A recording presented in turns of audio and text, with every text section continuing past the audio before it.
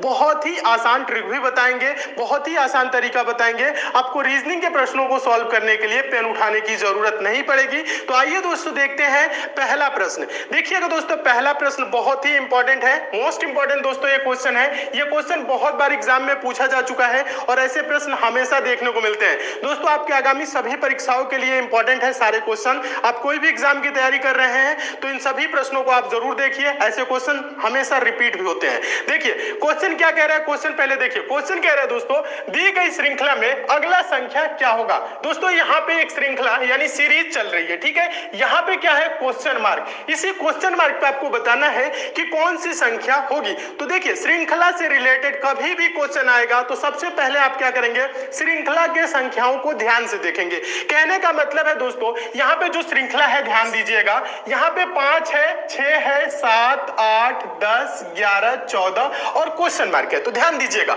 करना क्या है, 5 से 6 हुआ यानी 1 बढ़ा, 6 से 7 1 बढ़ा, 7 से 8 1 बढ़ा, 8 से 10 हो गया 2 बढ़ा, 10 से 11 हो गया 1 बढ़ा, 11 से दोस्तों क्या हो गया 14 हो गया 3 बढ़ा। अब आगे आपको बताना है। अब देखिए ज्यादा कुछ नहीं करना है, यहाँ पे देखिए 1 1 1 2 1 3। कोई आपको यहाँ पे क्लू मिल रहा है कि इसका हम आंसर आगे दे सकते हैं। यहाँ पे आपको किसी प्रकार से ऐसा आइडिया नहीं लग रहा होगा कि इसका हम आंसर दे देंगे, क्योंकि एक सीक्वेंस में नहीं बढ़ रहा है। यहाँ पे तो 1 बढ़ा, यहाँ पे 1, यहाँ पे 1, यहाँ पे 2 बढ़ गया, यहाँ पे 1 बढ़ा, यहाँ पे 3 बढ़ा। तो आपको ऐसे लग रहा होगा कि हम ऐसे आंसर नहीं दे सकते। जब आपको ऐसे लगे क्वेश्चन इस टाइप का है तो आप क्या करेंगे दोस्तों, एक एक संख्या को छोड़ के देखेंगे। कहने का मतलब है, ध्यान दीजिएगा, ये क्वेश्चन है ना, यहाँ पे आप देखिए, आप क्या करिए, एक एक संख्या को छोड़ के देखिए। एक एक संख्या को छोड़ के कहने का मतलब है 5 के बाद 6 नहीं, 5 के बाद आप देखिए 7, कितना बढ़ा दोस्तों 2 बढ़ा। 7 के बाद से दोस्तों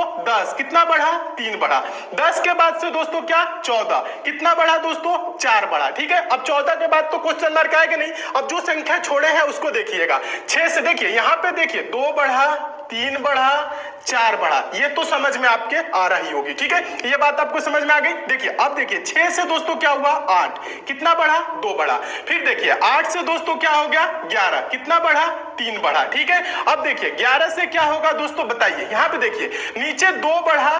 क्या आप भी स्टॉक्स में इन्वेस्ट करना चाहते हैं पर account opening charge, annual maintenance charge, high brokerage, अब क्या करें। 3 बढ़ा 4 बढ़ा, ऊपर भी 2 बढ़ा 3 बढ़ा, अब क्या होगा दोस्तों 4 बढ़ेगा। 4 बढ़ेगा तो 11 में दोस्तों आप 4 जोड़ेंगे तो क्या होगा दोस्तों 15 होगा। क्या होगा दोस्तों, क्वेश्चन मार्क पे 15 होगा। देखिए 15 किस ऑप्शन में है, देखेंगे ऑप्शन नंबर पहले में है, तो आपका ऑप्शन नंबर पहला दोस्तों क्या हो जाएगा, सही हो जाएगा। तो दोस्तों हम उम्मीद करते हैं आप इस प्रश्न को बहुत अच्छे तरीके से समझ गए होंगे और इस टाइप के क्वेश्चन आपके एग्जाम में आएगा तो आप अच्छे से सॉल्व कर लेंगे। और ऐसे क्वेश्चन हमेशा एग्जाम में देखने को मिलते हैं, ठीक है। प्रश्नों को नोट जरूर किया करिएगा क्योंकि सारे मोस्ट इंपॉर्टेंट क्वेश्चन हम इसमें शामिल किए हैं, जितने भी क्वेश्चन है। चलिए अब हम नेक्स्ट क्वेश्चन की ओर चलते हैं। अगला क्वेश्चन देखिएगा, दूसरा क्वेश्चन। दूसरा क्वेश्चन क्या है दोस्तों, ये भी मोस्ट इंपॉर्टेंट और मोस्ट रिपीटेड क्वेश्चन है। ये भी बहुत बार एग्जाम में पूछा गया है। आसान तरीका बता रहा हूं, पहले प्रश्न को आप क्या करिए, ध्यान से देखिए। प्रश्न क्या कह रहे हैं, दिए गए विकल्पों से संबंधित संख्या को चुनिए। यहाँ पे दोस्तों 4 विकल्प दिए गए हैं, ठीक है। अब आपको बताना है कि इस क्वेश्चन मार्क पे कौन सा विकल्प आएगा। तो क्या करेंगे, पहले तो क्वेश्चन को देखिए। 6 का संबंध जिस प्रकार से दोस्तों 64 से है, उसी प्रकार से 11 का संबंध किससे होगा, इन चारों विकल्पों में से आपको बताना है। तो देखिए आसान तरीका बता रहा हूं, आप देखिए प्रश्न को सोचेंगे कैसे, सॉल्व कैसे करेंगे। पहले तो आपको क्या होगा, सोचना पड़ेगा ना थोड़ा सा। 6 को 64 लिखा है तो आप सिंपल भाषा में ऐसे करेंगे, 6 गुने 10, 6 दहा में 60 और प्लस करेंगे 4 तो 64 हो जाएगा। यही प्रक्रिया इसके साथ भी अपनाएंगे। तो 11 गुने क्या करेंगे दोस्तों 10 और प्लस 4, तो 11 दहा में 110 और 110 में दोस्तों 4 जोड़ेंगे तो क्या होगा 114 होगा। देखिए क्या 114 किसी ऑप्शन में है, तो देखेंगे किसी भी ऑप्शन में दोस्तों 114 नहीं है। जब 114 किसी ऑप्शन में नहीं है तो प्रश्न ये दोस्तों ऐसे सॉल्व नहीं होगा, या किसी ऑप्शन में होता तो हम 114 को आंसर दे देते, लेकिन प्रश्न को ऐसे सॉल्व ये नहीं होगा। तो कैसे सॉल्व होगा ध्यान दीजिएगा, हम आपको बता रहे हैं। देखिए यहाँ पे 64 है, 64 क्या है दोस्तों, अपने दिमाग से थोड़ा सा सोचिएगा। तो ये 4 का क्यूब भी है और 8 का स्क्वायर भी है। तो ये जो 8 का स्क्वायर है, तो अगर हम बोले ये दोस्तों जो 6 है, ध्यान दीजिएगा 6 में अगर हम क्या करें 2 जोड़ ले अपने मन से, तो क्या हो जाएगा दोस्तों 8 हो जाएगा। ये जो 8 आया ना, इसी का स्क्वायर कर दीजिए तो क्या हो जाएगा दोस्तों 64 होगा, 64 होगा, समझ रहे हैं, ध्यान दीजिएगा।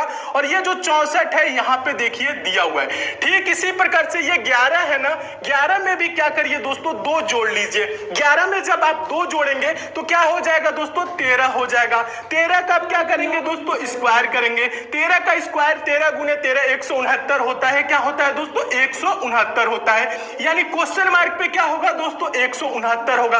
देखिए 169 किसी ऑप्शन में है तो देखेंगे हाँ ऑप्शन नंबर पहले में है, तो आपका ऑप्शन नंबर पहला दोस्तों क्या हो जाएगा सही हो जाएगा। तो दोस्तों हम उम्मीद करते हैं आप इस प्रश्न को भी बहुत अच्छे तरीके से समझ गए होंगे और इस टाइप के भी क्वेश्चन आपके एग्जाम में आएगा तो आप अच्छे से सॉल्व कर लेंगे। ऐसे क्वेश्चन भी हमेशा एग्जाम में देखने को मिलते हैं। प्रश्नों को नोट जरूर करिए, क्वेश्चन अच्छे लग रहे हैं, समझ में आ रहे हैं, वीडियो को लाइक शेयर भी कर दीजिए। और दोस्तों जो नए स्टूडेंट है ध्यान देंगे दोस्तों, आप लोग चैनल को जरूर सब्सक्राइब कर लीजिएगा। नीचे रेड कलर का सब्सक्राइब बना होगा, बेल आइकन को भी दोस्तों ऑन कर लीजिएगा ताकि आगामी एग्जाम के लिए हम जितने भी इंपॉर्टेंट वीडियो दे उसकी आपको नोटिफिकेशन मिले। जुड़ जाइए इस चैनल से, आपको बहुत लाभ मिलेगा। ठीक है, चलिए अब हम नेक्स्ट क्वेश्चन की ओर चलते हैं। अगला क्वेश्चन देखिएगा, तीसरा क्वेश्चन हम आपको बता दें दोस्तों, ये भी क्या है मोस्ट इंपॉर्टेंट और मोस्ट रिपीटेड क्वेश्चन है। हमेशा ऐसे क्वेश्चन एग्जाम में देखने को मिलते हैं। कुछ भी नहीं करना है, पेन उठाने की जरूरत नहीं है, बहुत आसान तरीका समझा रहा हूं। पहले आप प्रश्न को ध्यान से देखिए। प्रश्न है दोस्तों, यदि ड्राइवर बराबर 12, वॉक ऑन फुट बराबर 20, एक्सीडेंट बराबर 16, तो कार बराबर क्या होगा क्वेश्चन मार्क है, ये आपको बताना है। तो बहुत से स्टूडेंट क्या करते हैं कोडिंग करने लगते हैं, D4 पे आता है, R18 पे आता है। ऐसे आपको करने की जरूरत नहीं है। ऐसे प्रश्न कभी भी आए तो आपको क्या बताएं दोस्तों, यहाँ पे ध्यान दीजिएगा, आपको किसी प्रकार की कोडिंग करने की जरूरत नहीं है। सिंपल तरीका समझा रहा हूं, समझिएगा। देखिए सिंपल तरीका ये है, ये जो ड्राइवर है आप ये देखिए कि ड्राइवर किन अक्षरों से मिलकर बना है, ध्यान दीजिएगा DRIVER। ठीक है, अब यहां ध्यान दीजिए।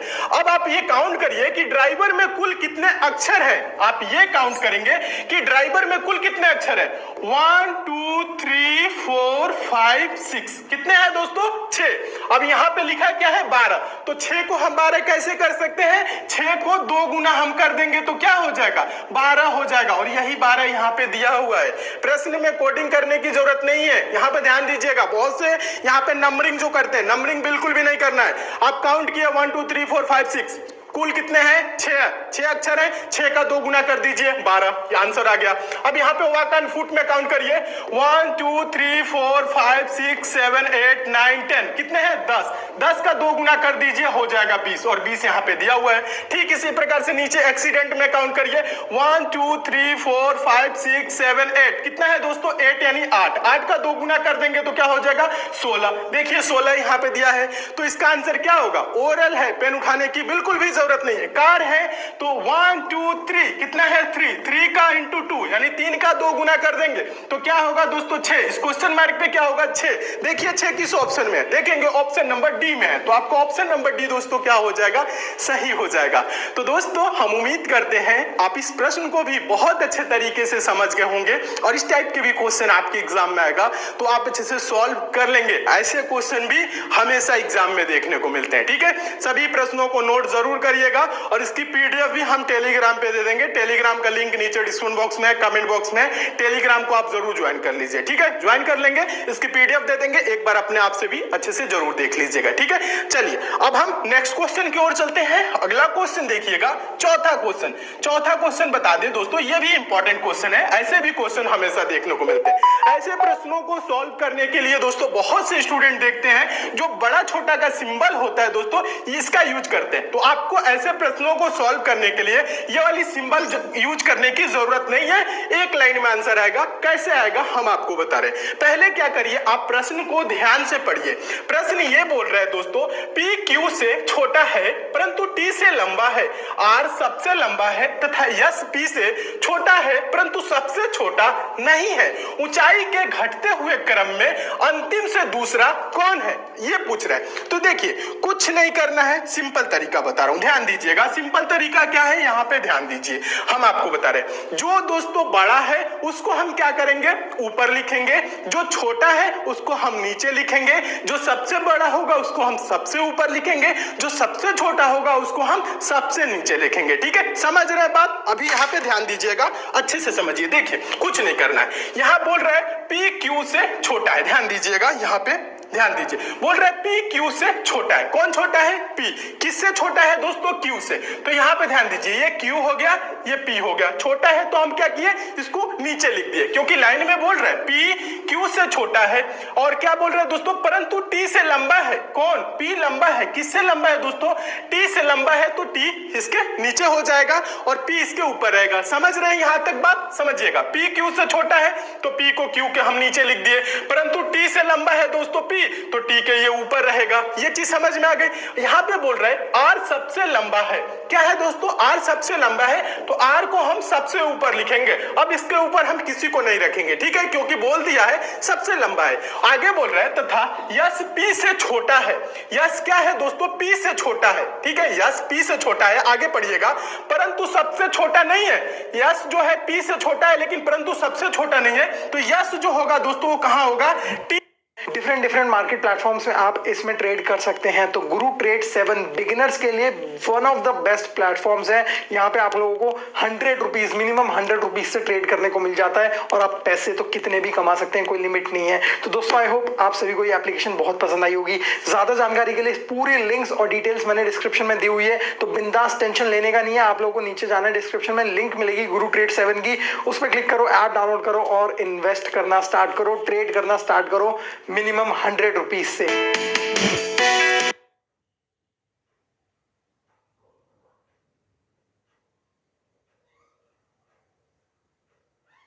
जीत गया भाई, 25,000 सीधा पॉकेट में।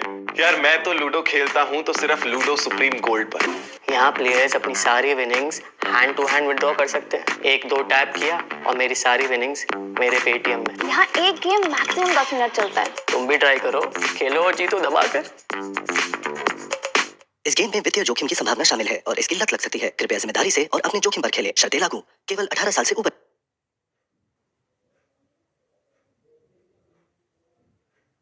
T और P के बीच में होगा, यानी कि इस वाले लाइन में होगा। समझिएगा, यहाँ पे बोला है यश P से छोटा है, यानी ये P के नीचे आएगा, परंतु सबसे छोटा नहीं है, यानी T से छोटा नहीं है, ये T से बड़ा ही है, तो यहाँ की यहाँ पे रहेगा। समझ में आया? अब क्या पूछ रहा है दोस्तों, क्वेश्चन देखिएगा। क्वेश्चन कह रहा है ऊंचाई के घटते हुए क्रम में अंतिम से दूसरा कौन है। ऊंचाई के घटते हुए क्रम से अंतिम में पहला ये है, दूसरा कौन होगा? S होगा। दूसरा कौन होगा दोस्तों? S दूसरा होगा। यही आंसर हो जाएगा। देखिए S किस ऑप्शन में है, देखेंगे ऑप्शन नंबर पहले में है, तो आपका ऑप्शन नंबर पहला दोस्तों क्या हो जाएगा? सही हो जाएगा। तो दोस्तों हम उम्मीद करते हैं आप इस प्रश्न को भी बहुत अच्छे तरीके से समझ गए होंगे और इस टाइप के भी क्वेश्चन आपके एग्जाम में आएगा तो आप अच्छे से सॉल्व कर लेंगे। क्वेश्चन कैसा लग रहा है कमेंट करके हमें जरूर बताइए। अच्छा लग रहा है लाइक शेयर भी जरूर करिएगा, ठीक है। और एक बात और ध्यान दीजिएगा दोस्तों, अभी आप कौन से एग्जाम की प्रिपरेशन कर रहे हैं, कौन से एग्जाम की तैयारी कर रहे हैं, नीचे कमेंट करके बताइए। उसकी भी हम सिलेबस बहुत जल्द कंप्लीट कराने वाले हैं, ठीक है। बहुत ही बेहतरीन ढंग से हम आपके सारे कवर कराएंगे कोर्स को, ठीक है। बस आपको करना क्या है, मन लगा के अच्छे से तैयारी करना है, ठीक है। चलिए आप देखते हैं दोस्तों अगला क्वेश्चन। अगला क्वेश्चन देखिएगा, पांचवा क्वेश्चन मोस्ट इंपॉर्टेंट क्वेश्चन है और ऐसे प्रश्नों को सॉल्व करने के लिए पेन उठाने की बिल्कुल भी जरूरत नहीं है। कैलेंडर का इंपॉर्टेंट टाइप का क्वेश्चन है। देखिए प्रश्न क्या कर रहा है, अच्छे से पढ़िएगा। प्रश्न बोल रहा है दोस्तों 1 फरवरी 2010 को, ध्यान दीजिएगा, 1 फरवरी 2010 को क्या था दोस्तों? सोमवार था। तो 5 मार्च 2010 को कौन सा दिन था? देखिए ऐसे क्वेश्चन कभी भी आए तो आप क्या करेंगे दोस्तों, बस इनके बीच की दिन निकालना है, कितने दिन का गैप है। ध्यान दीजिएगा, 1 फरवरी 2010 को क्या बोला है दोस्तों, सोमवार बोला है।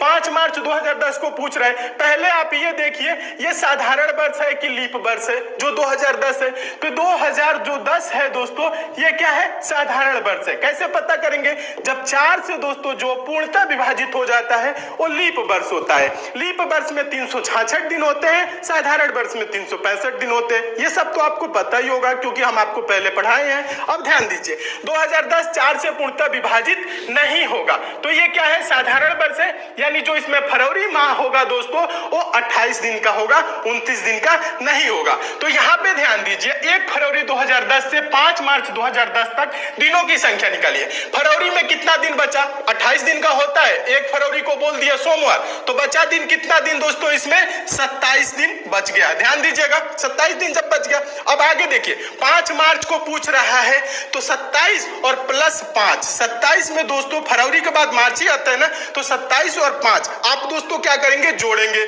27 और 5 जोड़ेंगे तो दोस्तों क्या होगा, 32 होगा। यानी टोटल 32 दिन हो रहा है। अब आप क्या करेंगे दोस्तों, इस 32 को 7 से भाग करेंगे। ठीक है, ध्यान दीजिएगा, ये 32 है, आप इसको 7 से भाग करिए तो 7 चौक क्या आएगा दोस्तों, 28 हो जाएगा। 28 4 32 होता है। शेष में क्या आया दोस्तों, ध्यान दीजिएगा, शेष में आपका आया 4।